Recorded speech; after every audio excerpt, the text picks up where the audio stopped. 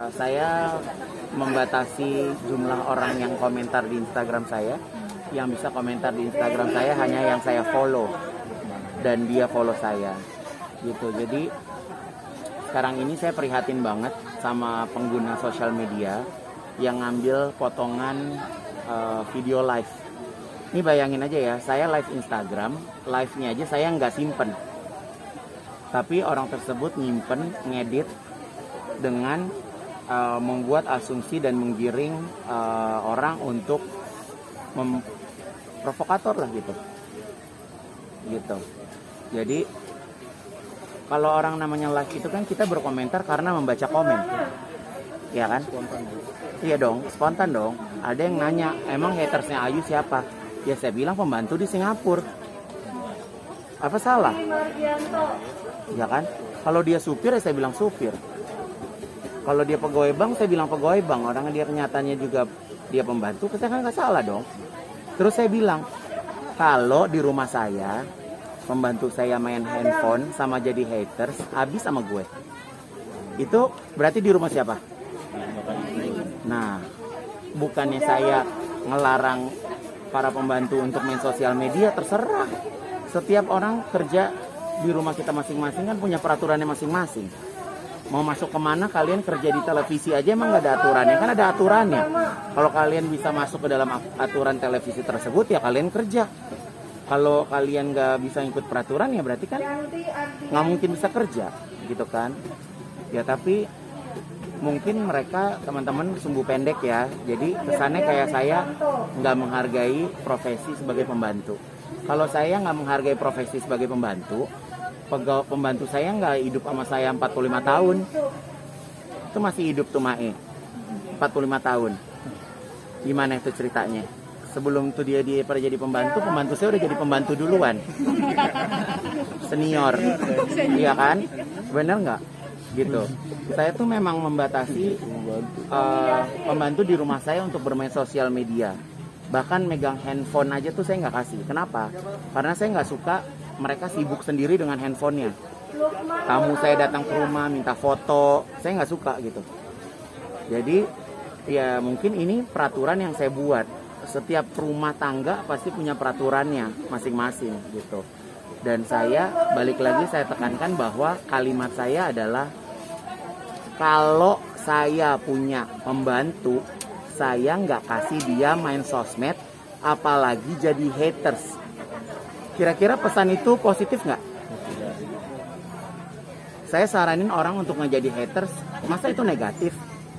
Sekarang ini logikanya, kalian jadi pembantu ke luar negeri, mau di Singapura, mau di Hong Kong, mau di Taiwan, kalian kan ninggalin keluarga kalian di Indonesia. Bukannya kerja yang benar, masa malah jadi haters? Ini sih saya lepas dari saya ngebelain Ayu Ting Ting ya, gitu. Saya memberikan edukasi yang benar gitu. Udah jauh-jauh ke luar negeri, masa lo jadi haters? Gitu. Sekarang mereka boykot Ivan Gunawan. Terserah aja, silakan. Yang saya bingung, kok itu orang udah salah, udah jadi haters, lu ngedukung.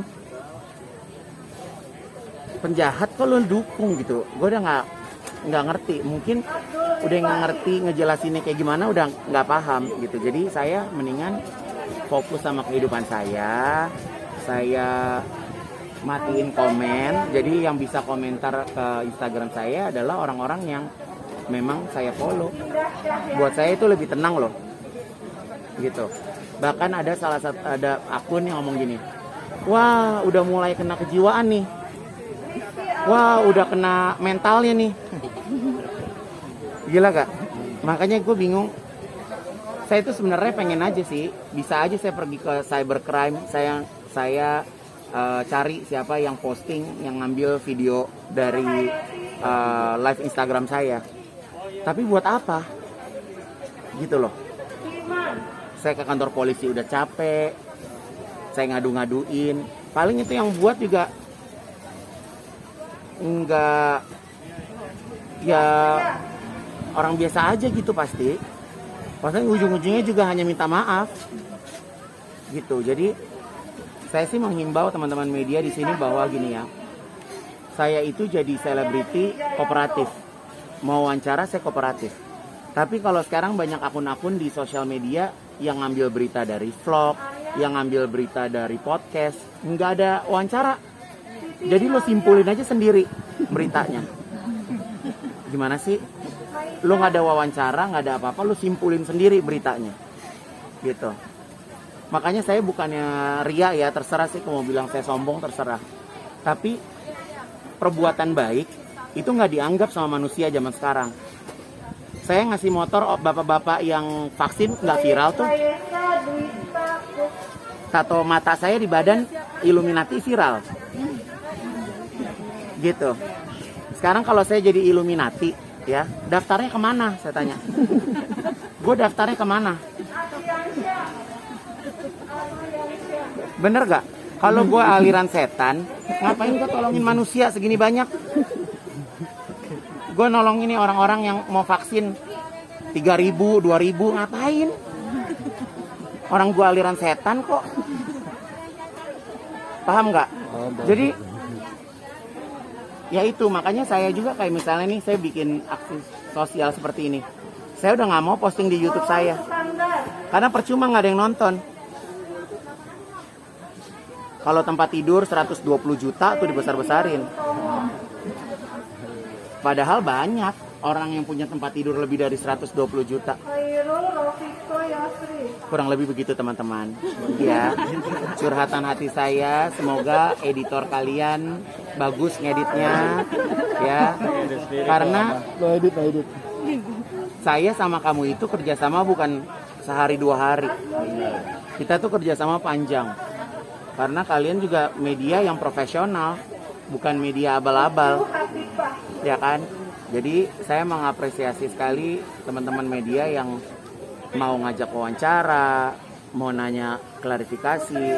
Nah, tapi setelah itu saya kembalikan. Mau dengerin saya boleh, atau mau ke provokasi juga nggak ada masalah. Kak Igun, tapi sempat ini nggak sih sama Ayu ngasih masukan gitu untuk tidak mendengarkan haters juga? Sebenarnya Ayu bukan tidak mendengarkan haters ya, tapi kalau kalian hidup dihantui sama begitu-begitu, kira-kira tenang nggak? Gitu, ya kan? Jadi ya buat saya ya udahlah gitu. Saya ngelihat pemimpin saya Pak Jokowi aja masih bisa tetap berdiri tegap kok, walaupun banyak orang yang nggak suka gitu. Apalagi saya yang cuman begini doang gitu kan. Jadi ya udah, nikmatin aja. Gitu. Oke. Terima kasih.